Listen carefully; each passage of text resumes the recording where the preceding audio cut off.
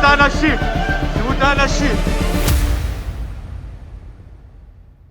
नमस्कार, आदाब, सत श्री अकाल, जय भीम, जोहार। मेरा नाम है नवीन कुमार।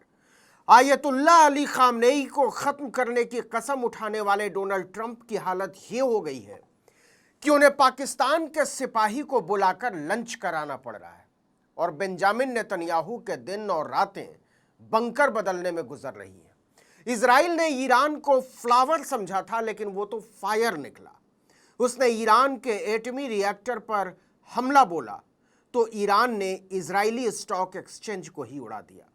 इस जंग में ईरान ने पहली बार फतेह मिसाइल का इस्तेमाल किया है और इसका अचूक निशाना देख अमेरिका की आंखें भी चौंधिया गई हैं।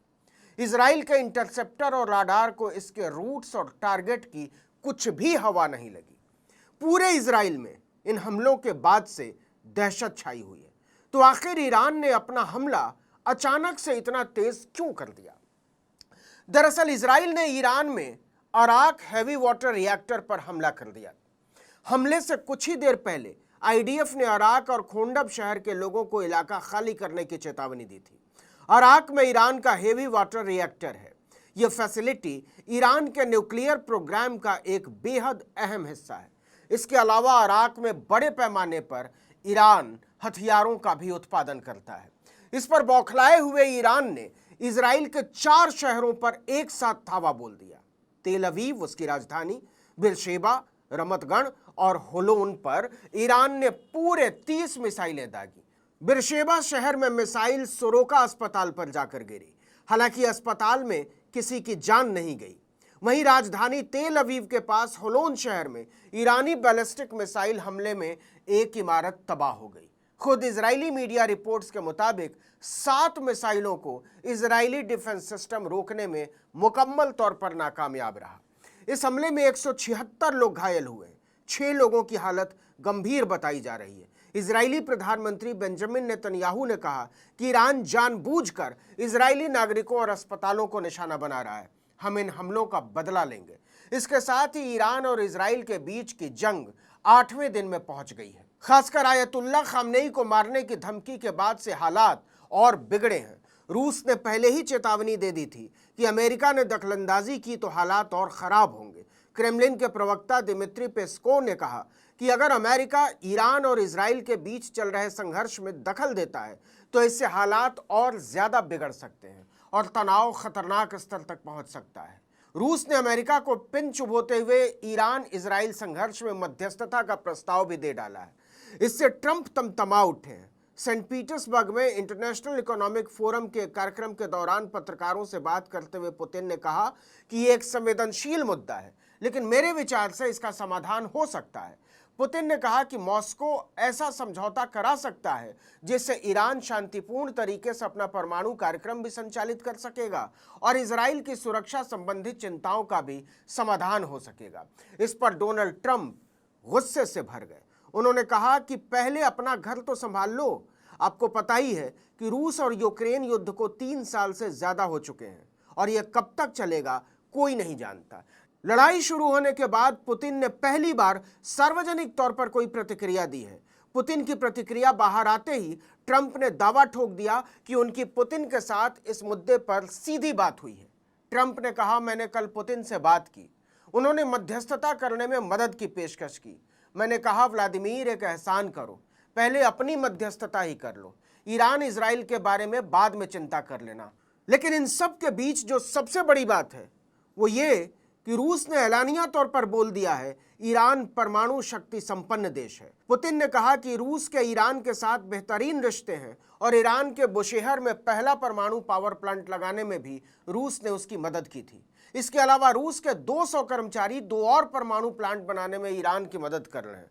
दूसरी तरफ इजराइल लगातार एक भंवर में फंसता नजर आ रहा है।